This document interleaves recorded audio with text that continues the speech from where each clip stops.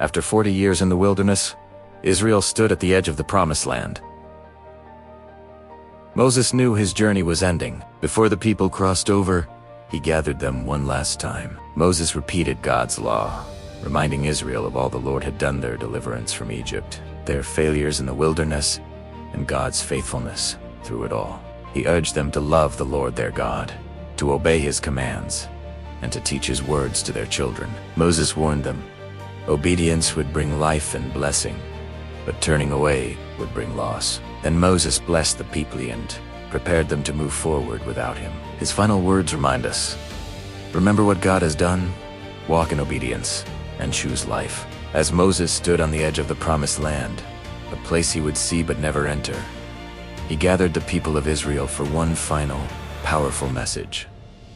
This wasn't just a farewell speech. It was a transfer of wisdom, a blueprint for their future, and a timeless lesson for all of us today.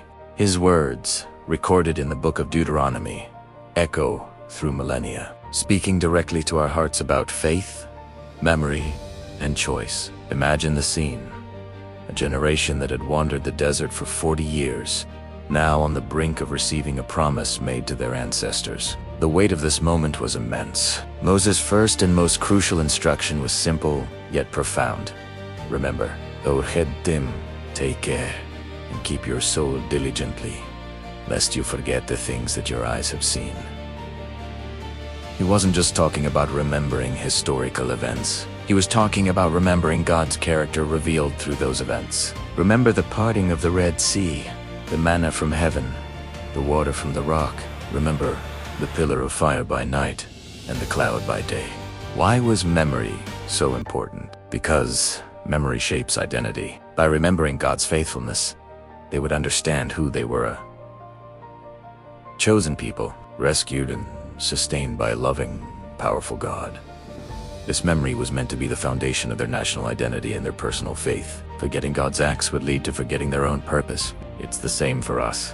When we intentionally remember how God has worked in our lives, the answered prayers, the unexpected provisions, the comfort in sorrow, it anchors our faith. It reminds us that the God who was faithful then is the same God who is with us now. Next, Moses laid out a clear path forward, a choice between two ways of life. He presented it as a choice between blessing and curse. This wasn't a threat. It was a statement of reality, like a parent telling a child not to touch a hot stove. The blessings were tied to obedience, to listening to God's commands and walking in his ways. These weren't just spiritual blessings, they were holistic.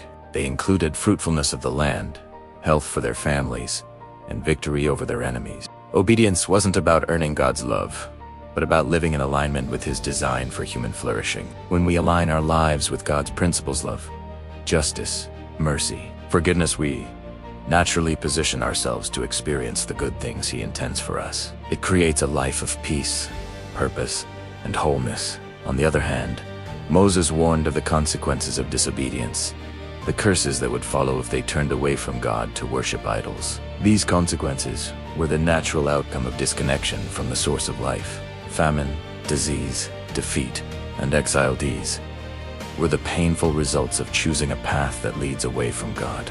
This isn't about an angry God waiting to punish us. It's about the inherent brokenness that comes from rejecting the one who holds all things together. When we choose our own way, prioritizing our desires over God's wisdom, we inevitably find ourselves in a spiritual desert, far from the promised land of peace and fulfillment he offers. So, here we are, thousands of years later. We might not be standing on the banks of the Jordan River, but we stand at a similar crossroads every single day. We are constantly faced with the choice. Will we remember what God has done? Will we choose the path of obedience that leads to life and blessing? Or will we wander off into the barren lands of disobedience and forgetfulness? Moses' final plea to Israel was a call to choose life. He said, I have set before you life and death, blessing and curse. Therefore choose life, that you and your offspring may live. This choice wasn't a one-time decision, but a daily commitment.